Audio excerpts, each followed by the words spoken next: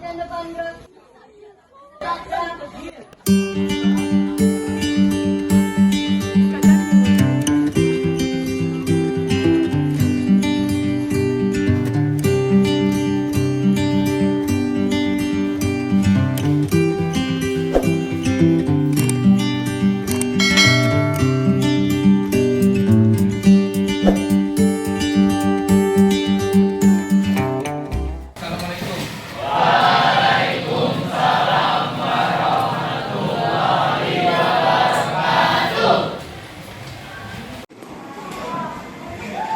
Siap memberi salam.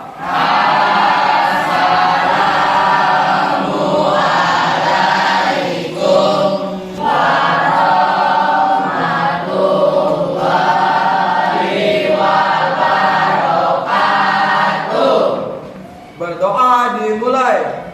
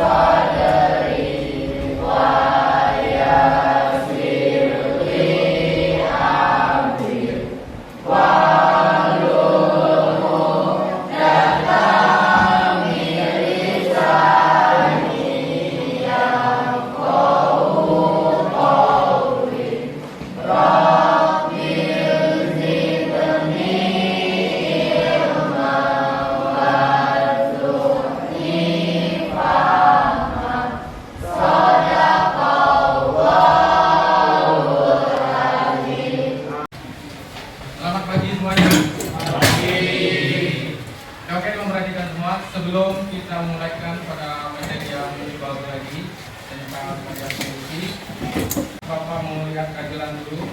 Nama yang Bapak panggil bakal mengangkat tangan dan bersuara. Alfaila, Anggista, Anela, Anas, Sabina, Binta. Oke, baiklah. Sebelum kita masuk pada karya seni lukis, mungkin Bapak mau mengingatkan kembali materi yang sebelumnya, yaitu karya seni patung. Karya seni patung itu berapa dimensi? Ada berapa karya seni patung? Yang pertama, corak imitatif. Yang kedua, corak deformatif, dan yang ketiga, corak non figuratif. Ya, alhamdulillah sebagiannya masih mengingatkan. Selanjutnya kita masuk pada karya seni lukis. Sebelum kita masuk pada materi pada hari ini, mungkin Bapak akan menjelaskan dulu. Yang pertama, pengertian dari menggambar. Menggambar adalah hasil dari coretan sebuah tangan yang diawali dengan titik. Itu pengertian dari menggambar. Kalau menggambar model itu beda lagi. Kalau pengertian model itu adalah memindahkan objek ke dalam buku gambar. Kalau lukis pengembangan dari sebuah menggambar, karena sudah mulai menggunakan warna. Sedangkan menggambar itu identik dengan sebuah coretan yang menggunakan pensil. Ya. Kalau lukis dia sudah menggunakan warna. Sedangkan melukis, pengertian dari melukis sana itu adalah menuangkan ide atau gagasan secara bebas ke dalam bidang datar.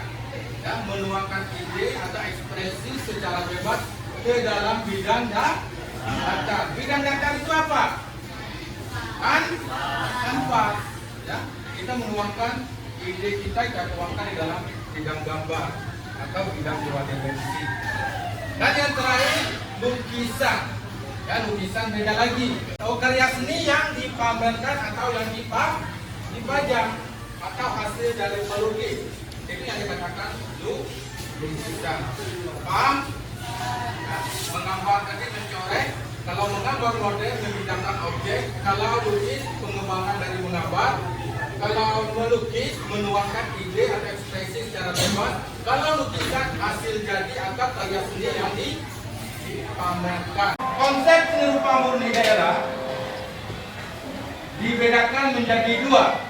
Yang pertama seni rupa terapan dan seni rupa murni. Ya.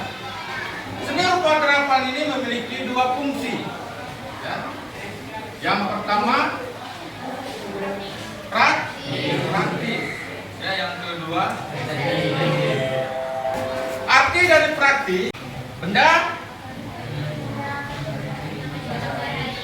pakai dalam kehidupan sehari-hari, ya, atau alat perkakas rumah tangga. Contohnya kita ambil karya seni rupa 3 dimensi. Terus yang kedua ada lagi karya seni rupa murni. Karya seni rupa murni ini memiliki satu fungsi. Apa? Estetik. Arti dari estetik itu keindahan atau hanya mementingkan nilai saja. Contohnya ambillah karya seni rupa dua dimensi. Yang kedua ada lagi tema. Yang pertama manusia dengan dirinya sendiri. Maksud dari manusia dengan dirinya sendiri, seorang seniman, seorang perupa membuat sebuah lukisan itu dengan objeknya diri sendiri. Bagaimana caranya proses pembuatannya? Mungkin di depan cermin. Kalian di depan cermin kalian sambil melukis.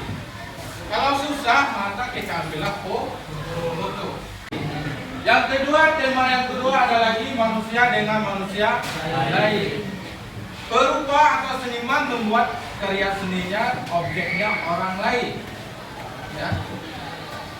Mungkin orang tua, anak, kawan. Yang ketiga ada lagi manusia dengan alam sekitarnya. Contohnya persawahan, pegunungan. Ya. Ya. Terus selanjutnya ada lagi manusia dengan alam benda. Objeknya itu apa? Manusia dengan alam benda. Lemari, apa lagi? Rak sepatu. Selanjutnya ada lagi manusia dengan aktivitas atau kegiatannya. Sebuah aktivitas kehidupan itu bisa dijadikan sifat tema dalam karya seni lukis. Ya. Contohnya suasana di pasar, kegiatan berjualan. Ini yang dikatakan aktivitas. Ya. Yang terakhir ada lagi manusia dengan alam hayal. Hayalan kalian atau mimpi kalian itu bisa kalian tuangkan di dalam bidang datar. Ya. Sebelum kita masuk pada teknik, ya. Jadi media dan alat. Kalau melukis, medianya itu apa? Melukis medianya apa? Kanvas. Kalau menggambar medianya apa? Gambar. Jika Bapak melukis di dinding, medianya apa? Di dinding. Di mana kita melukis, di sanalah yang dikatakan media. Teknik dalam melukis itu ada 5. Yang pertama teknik akuarel. Ya. Pengertian dari teknik akuarel, melukis dengan menggunakan cat air dengan sapuan warna yang tipis sehingga menghasilkan tembus pandang dan transparan. Itu pengertian dari akuarel. Beda dengan teknik plakat yang kedua. Pada yang teknik plakat, melukis dengan sapuan warna yang tebal sehingga hasilnya menutup. Jelas? Perbedaan antara teknik akuarel dan teknik plakat, kalau akuarel itu catnya kita campur dengan air. Kalau teknik plakat, catnya tidak dicampur karena sifatnya menutup. Nomor 3, teknik spray atau semprot.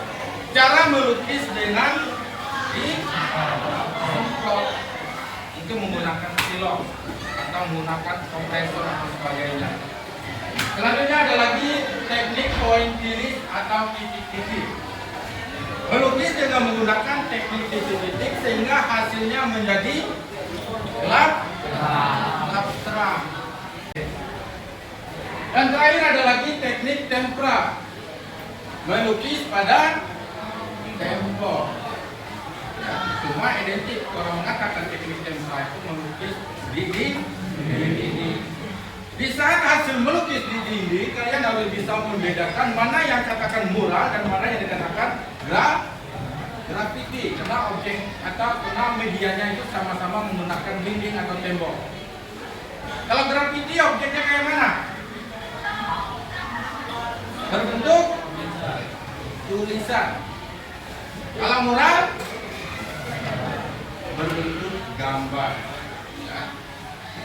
Ada yang mau ditanyakan dulu? Ada yang mau ditanyakan? Oke. Kalau tidak ada, mungkin Bapak kepadanya dulu. Sabina, arti dari akuarel itu apa? Sapuan warna yang tipis. Oke, kita kasih aplaus pada Sabina dulu. Nia, mana Nia?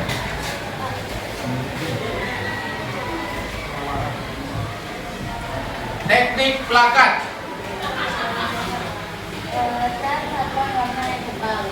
Sapuan warna yang hasilnya. Kina, arti dari pointilis. Mana Kina? Arti dari pointilis. Titik. Oke, alhamdulillah semuanya masih memperhatikan. Ya. Kita masuk pada seni rupa murni Nusantara dan mancanegara. Secara garis besar, gaya karya seni rupa dapat dibedakan menjadi 3. Yang pertama tradisional, yang kedua modern, dan yang ketiga postmodern. Kita masuk pada yang pertama dulu, tradisional. Gaya tradisional ini terbagi menjadi 2. Yang pertama primitif dan yang kedua klasik. Yang kedua kita masuk karya seni rupa modern. Secara umum gaya seni rupa dapat dibedakan menjadi 3. Yang pertama ada yang dikatakan representatif, artinya nyata atau sesuai dengan alam. Yang kedua ada yang dikatakan deformatif. Arti dari deformatif itu adalah perubahan bentuk. Dan yang ketiga ada yang dikatakan non representatif. Non representatif itu namanya abstrak. Arti dari abstrak itu meninggalkan bentuk alam. Ya, jelas? Oke, next. Kita masuk yang pertama. Aliran yang tergolong representatif ada 3. Yang pertama romantis, yang kedua naturalis, dan yang ketiga idealis. Ya. Arti dari romantis Gaya atau aliran seni rupa yang penggambarannya yang mengandung cerita kehidupan manusia dengan hewan. Kalau perupa dari Nusantara siapa? Raden Saleh, itu perupa Nusantara. Kalau perupa dari mancanegara, Francisco Goya berasal dari Spanyol. Ya. Selanjutnya ada lagi aliran naturalis. Gaya atau aliran seni rupa yang penggambarannya yang menceritakan sesuai dengan keadaan alam atau alami. Ya. Sedangkan realis yang menceritakan tentang keadaan nyata. Ya. Berarti dari ketiga itu kalian cukup mengingat kata kunci saja. Romantis tadi apa? Artinya cerita manusia dan hewan. Natural, alami. Kalau real, nyata atau kenyataan hidup. Ya. Terus ada lagi kita masuk aliran yang tergolong reformatif. Aliran yang tergolong reformatif itu ada 4. Yang pertama surrealisme, impresionisme, ekspresionis, dan kubisme. Ya. Arti dari kita masuk yang pertama, arti dari surrealisme. Gambar atau aliran karya seni rupa yang apa? Yang melebih-lebihkan kenyataan alam mimpi. Ya. Itu yang dikatakan surrealisme yang melebih-lebihkan atau kenyataan alam mimpi. Ya. Objeknya itu dilebih-lebihkan. Ya. Mungkin alam mimpi itu bisa dijadikan sebuah karya dilukis. Ya. Bukan objek bisa terlihat saja. Ya. Hayalan kalian itu bisa dituangkan. Setelah surrealisme ada lagi impresionisme. Gaya atau aliran karya seni rupa yang penggambarannya kesan sesaat objek itu dilukis atau dilihat. Ya. Contohnya gimana Pak? Yang impresionisme. Contohnya seperti kalian melukis sunset. Pasti kalian berada di pantai. Karena sunset itu lebih kurang 30 menit waktunya dia muncul dan berakhir. Dalam waktu 30 menit itu kalian harus bisa membuat lukisan itu harus jadi. Aliran yang selanjutnya ada lagi ekspresionis. Ungkapan jiwa, perasaan sedih, ceria, atau kebebasan kalian dalam menentukan tema atau dalam melukis. Ini dikatakan ekspresi. Jelas? Dan yang terakhir ada lagi aliran kubisme. Gaya atau aliran karya seni rupa yang menggambarnya berupa bentuk persegi 4 atau berbentuk kubus atau sebagainya. Ya. Aliran non representatif. Aliran non representatif ini perlu artinya abstrak. Arti dari abstrak itu apa?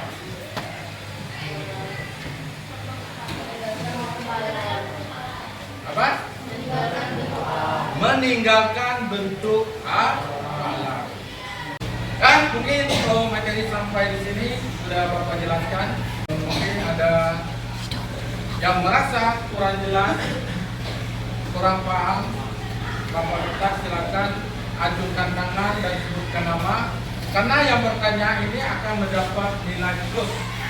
Mungkin ada yang merasa kurang jelas, silakan ditanyakan dan sebut nama. Siapa nama?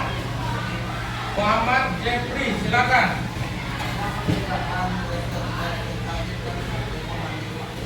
Apa perbedaan representatif atau reformatif?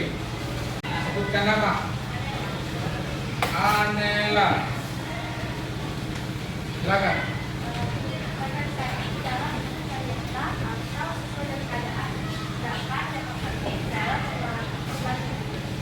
Oke, kita kasih aplaus pada Anela. Representatif masih meniru bentuk alam atau nyata sesuai dengan keadaan alam. Kalau deformatif sudah mengalami perubahan bentuk, mungkin bentuknya akan kita gayakan. Selanjutnya silakan, ada lagi yang merasa kurang jelas, silakan ditanya. Nama Atika, suaranya ya.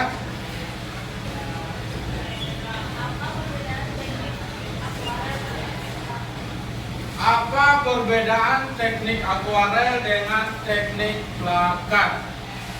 Silakan, siapa yang berani menjawab? Sebut nama. Kinan. Akuarel melukis dengan satuan warna yang tipis, sedangkan plakat melukis dengan satuan warna yang tebal. Akuarel melukis dengan satuan warna yang tipis dan plakat satuan warna yang tebal. Oke, kita kasih aplaus pada Kinan.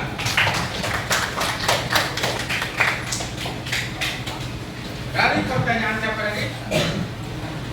Atika ya. Dijawab oleh Kinan. Mungkin dari Bapak lagi akan untuk pertanyaan. Ya. Hampir sama bersangkutan dengan Atika. Siapa yang bisa menjelaskan cara agar menjadi warna akuarel dan perbedaan akuarel dengan plakat? Prosesnya bagaimana? Biar dia akan menjadi teknik akuarel itu bagaimana prosesnya? Silakan. Ada yang berani? Dapat nilai plus. Tadi kalau perbedaan akuarel dengan plakat dengan satuan warna yang tipis, kalau plakat satuan warna yang tebal. Agar menjadi satuan warna yang tipis dan agar menjadi satuan warna yang tebal, itu bagaimana prosesnya? Yang berani silakan tunjukkan tangan. Silakan, Anela. Menggunakan cat air, prosesnya bagaimana? Campurkan dengan air. Kalau plakat identik tanpa ada campuran. Ya, oke, kita kasih aplaus pada Anela. Agar warna itu menjadi transparan tembus pandang, maka catnya kita campur dengan air. Kalau tanpa campuran dengan air, maka hasilnya teknik plakat. Ya, jelas? Ada lagi yang mau tanyakan sebelum kita praktek? Tidak? Oke, mungkin kalau tidak ada, Bapak minta silakan keluarkan peralatan kita membuat lukisan kolase siluet dengan menggunakan koran. Bahan-bahan dan peralatan silakan dikeluarkan.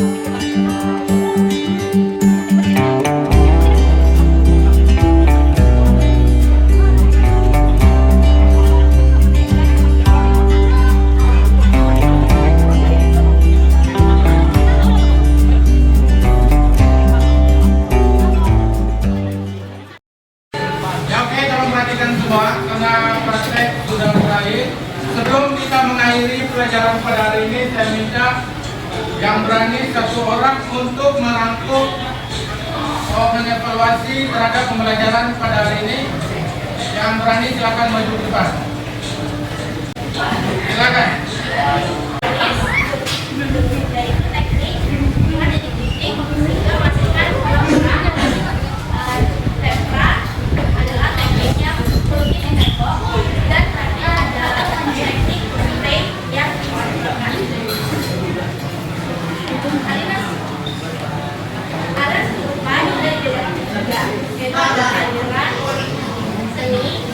Representatif, yaitu dengan contoh naturalisme, anarkisme, dan realisme.